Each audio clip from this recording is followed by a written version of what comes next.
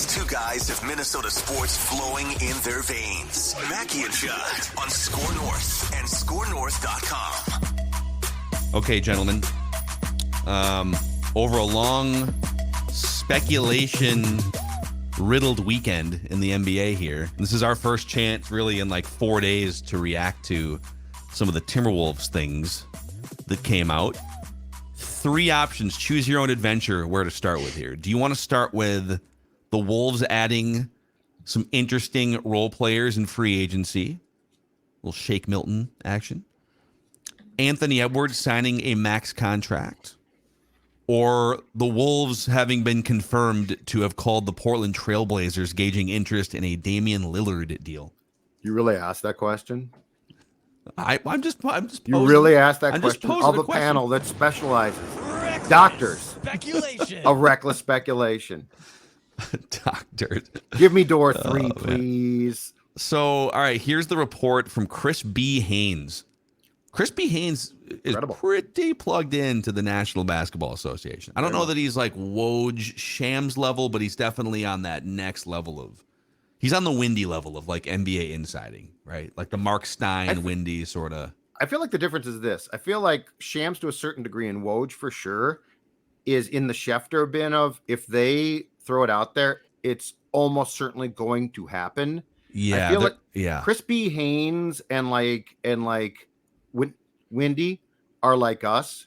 They're doctors out in the field just going on house calls to see what's what. You know what? So the difference, I think you're right, is Woj and Shams are going to come in when it's happening, right? Like, so here's all the information we're gathering, and once it boils to a point of it's about to happen, They're in. they'll send it out. But then there's like the Windy, Crispy Haynes, where they're also collecting a ton of information, and they're more willing to be like, here's something I'm kind of hearing right now. Right. I don't know about this. Huh? Huh? Exactly. So Crispy Haynes, speaking with his co-host Mark Stein on the This League Uncut podcast, says this: the Clippers, Timberwolves, Pelicans, Celtics, those are the teams off the top of my head. I'm pretty sure there were more that I know called to reach out to see what it would take to trade for Damian Lillard. Okay.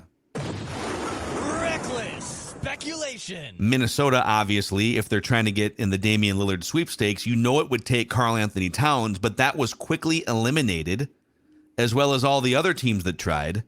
Well, I'm not going to say eliminated. I ain't going to say New Orleans are eliminated, but the Clippers, I think they know that the chances are unlikely. And as we sit here on this Wednesday morning, everything is pointing toward, even though like the Miami package that they're offering, they can't offer it. They can't, their first round pick that they can offer, or their first round pick is in like 5 years. Mm-hmm. And so it's like, here's Tyler Hero and a bunch of crap. But Damian Lillard wants to go to Miami, and so the Blazers are like, okay, well, that's fine. We want to do right by you, but we also need to get a return back for you. So I'm not sitting here telling you that the Timberwolves are likely, but what do you make of the Timberwolves being once this news came out on Saturday or whatever day it was, hey, Damian Lillard's officially requesting a trade, and the Wolves are like, oh, let's make a phone call real quick, right? What do you make of that? Well, I make 2 things. First of all, I think they're among the teams, in my opinion, that have to make that call to inquire at least, because why not? Like it's not like you're this heritage franchise. Oh, we don't need this player. Yeah. And look, they're in sort of the weird thing of I think feeling like they're on the precipice, despite the disappointing results of the past season, of being on the verge of being good, very good. And so I think it makes perfect sense. I think Tim Connolly's not doing his job if he does not pick up the phone, which is why we have suggested for a month now that they need to at least make the call. But I think it also 100% suggests this. They probably knew that the answer was going to be, okay, if you want to talk about Dame, we want to talk about Cat. And it sounds like the Wolves said no. So I think that this does provide even more confirmation that the Timberwolves are going to run this thing back with Cat and not make a trade now. Doesn't mean, as Dukes keeps saying, and I trust that Dukes' sources are guiding him on this too. Doesn't mean that they might not try to trade Cat in a year.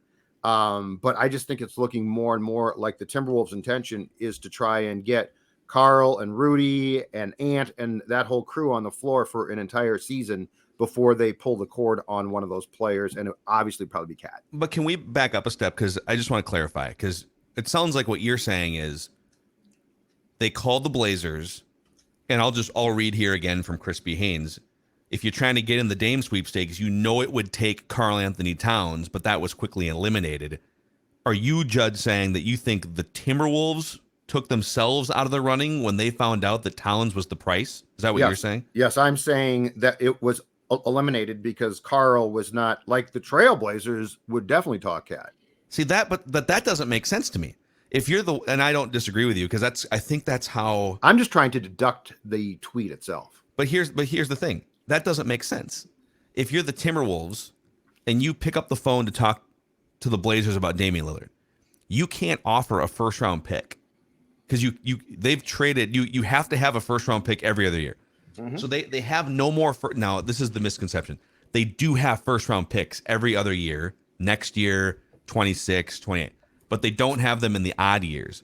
But because they don't have back to back first round picks means they can't. So they picked up that phone knowing we can't trade a first round pick. We're not trading Anthony Edwards because we're about to sign him to a massive contract extension, right?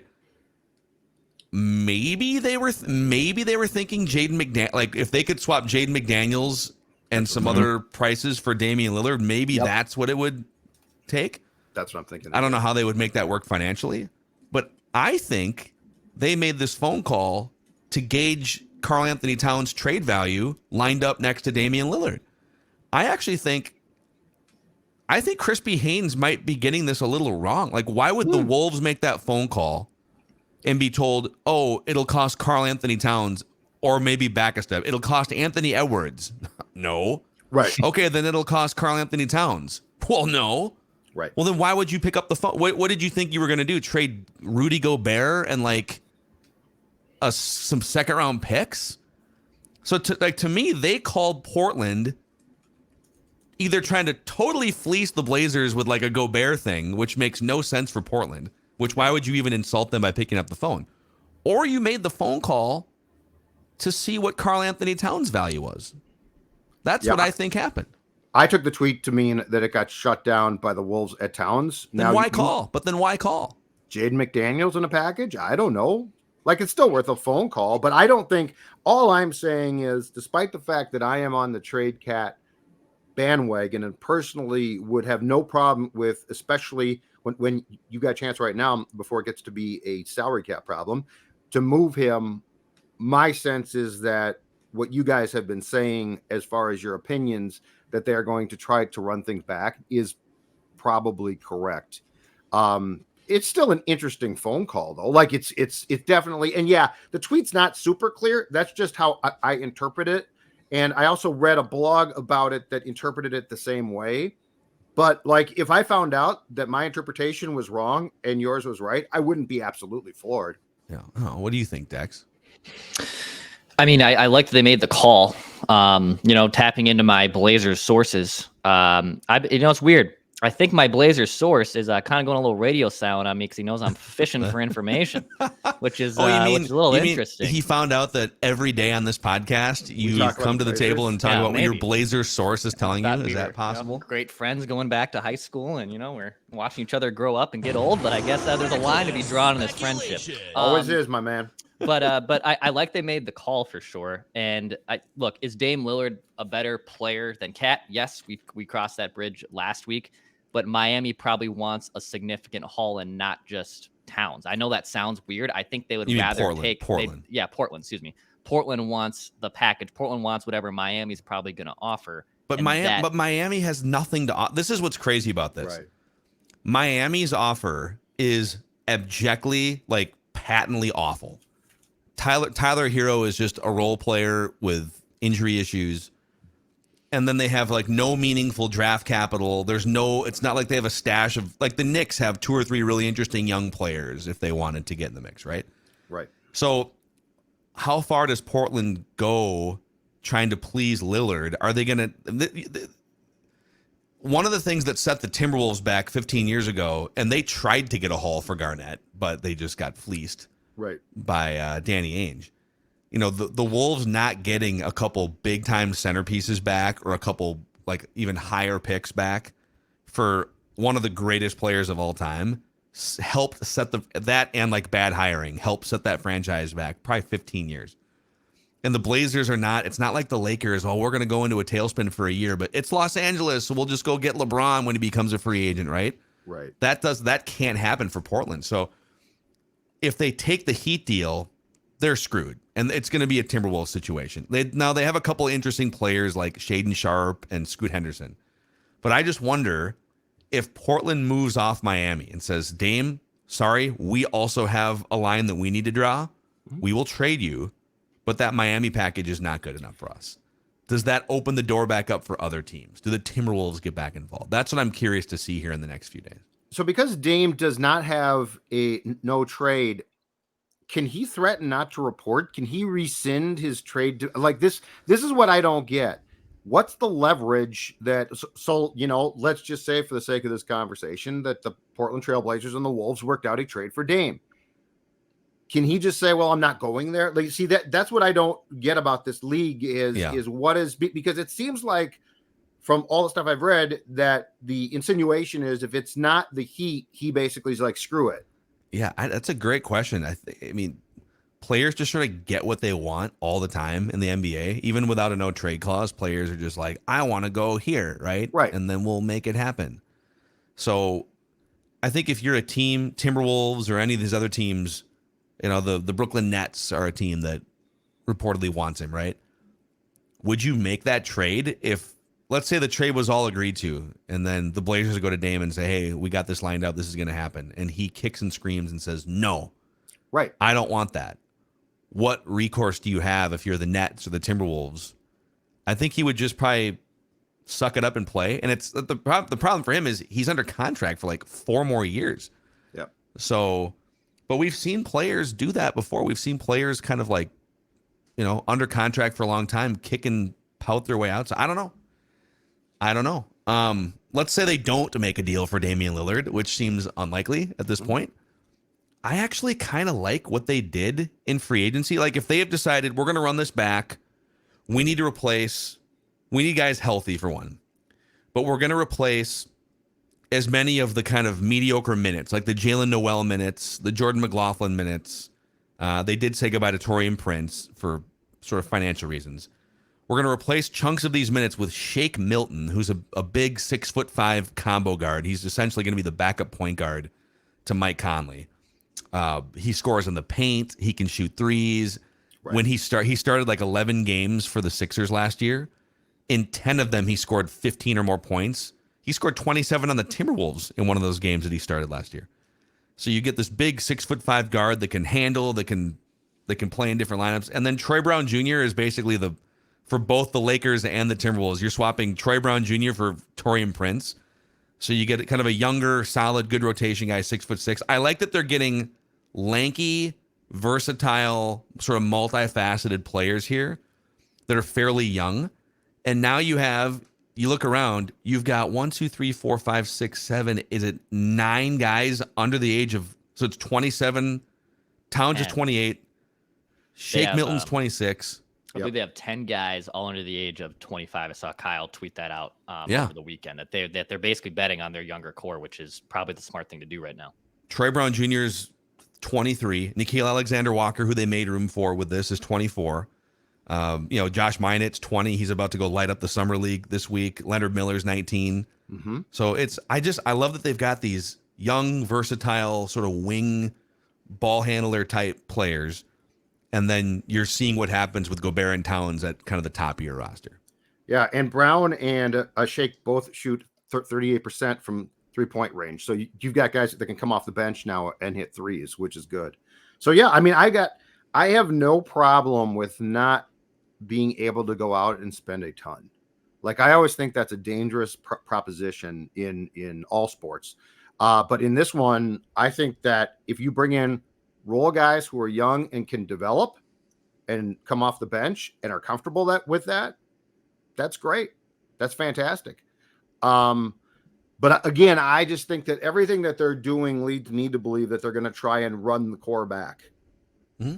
I might disagree with it, but I think it's what Conley and Finch are intent on doing. Well, I do worry about getting into next summer, and now it's like now you got major luxury tax issues, and everyone knows you have to. But they know that too. I think the one thing I'm curious about, and there's been some buzz about this, that maybe they've had some conversations about Towns behind the scenes, and that the contract with the new CBA is a huge stopping point, because now it's like he's going to make 50, 55, 60. He's a super max. He's going to take up this huge percentage of your payroll. And when the luxury tax ramifications were lesser before the new CBA, you could kind of be like, we'll swallow hard and deal with it, right? Right. But teams aren't going to want to do that going forward. So I've been worried that if you wait till next summer to trade him, the value is not going to be what it is now. But these teams might be looking at him and thinking all the same things we do, which is, he's certainly not a number one. He might not even be a number two on a team that wants to win a championship. His contract is a lot worse now than it was previous to the new CBA. So maybe they've done some stealth shopping of him now, and they've decided, well, I mean, there's not a deal out there that makes sense for us, so let's just run it. What's the worst thing that can happen if we run it back, right? Last year was kind of a train wreck from all angles. Still made the playoffs and fought hard against Denver. So maybe that's what they're asking themselves. All right, what's the worst thing that can happen if we make a couple tweaks on the edges and run this thing back? And I know that it's the Timberwolves, so I was going to say that's a really loaded question. Answer, but yeah, that is not only a non-playoff team, but they don't even get in the play-in. And it's funny though too, because there's, as for all the questions that I think we rightfully have about Karl-AnthonyTowns, there's also questions to me about Gobert too. Like there's some legitimate questions about him, and his fit. And you're about to talk about the guy that I think we all now agree is absolutely the key guy on this team.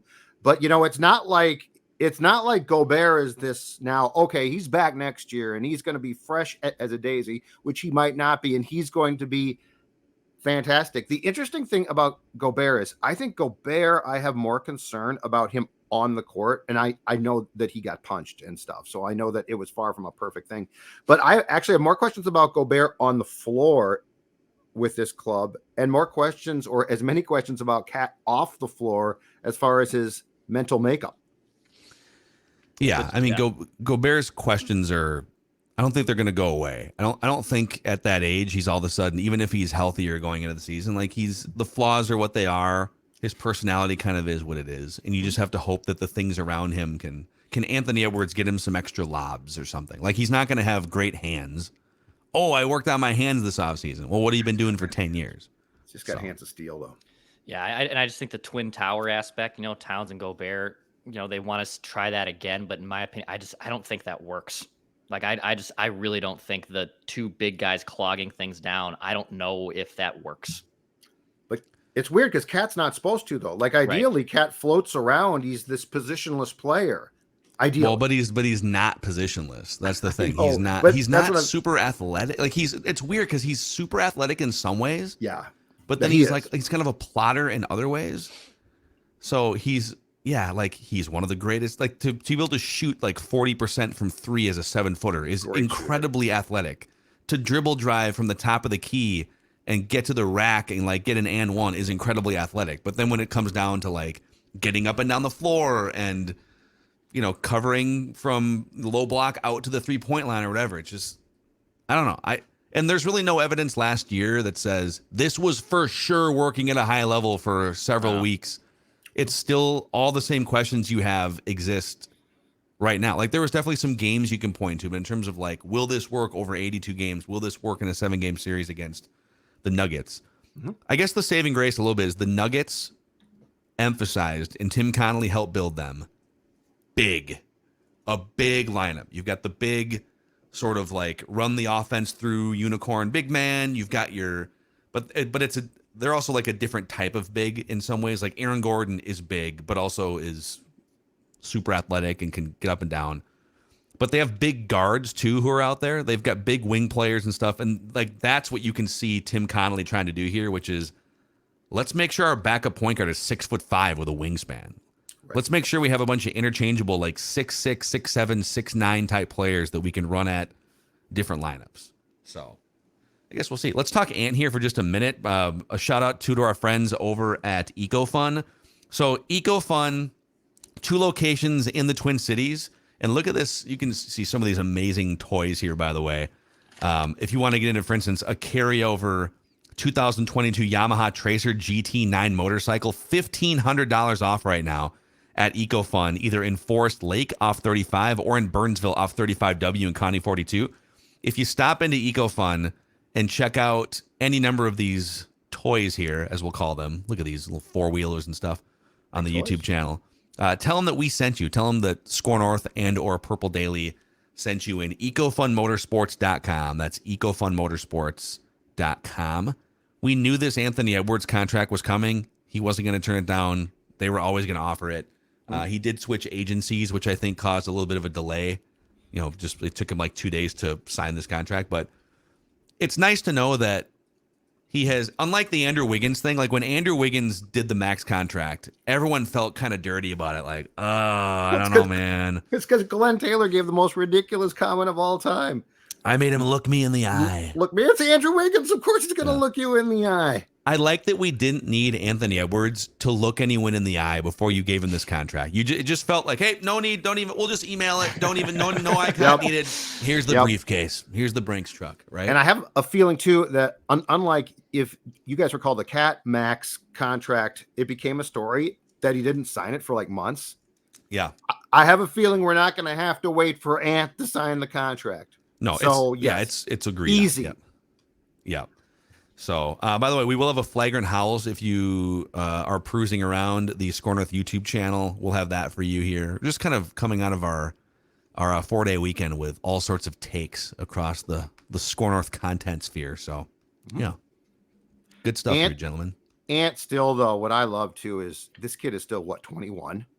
He'll be 22 in August. Yeah. Like, that's incredible. Like, when you think about the success that this kid has had, I will give him this. If anyone is going to be the guy, and I think it was it Krasinski or Chris Hine who wrote about this? I think it was Krasinski. But if anyone is going to finally be the guy to lift this franchise from the depths of hell, right? Because they are the Detroit Lions it's bad. of basketball. You're always like, what's going to go wrong next? I give Ant a really decent chance.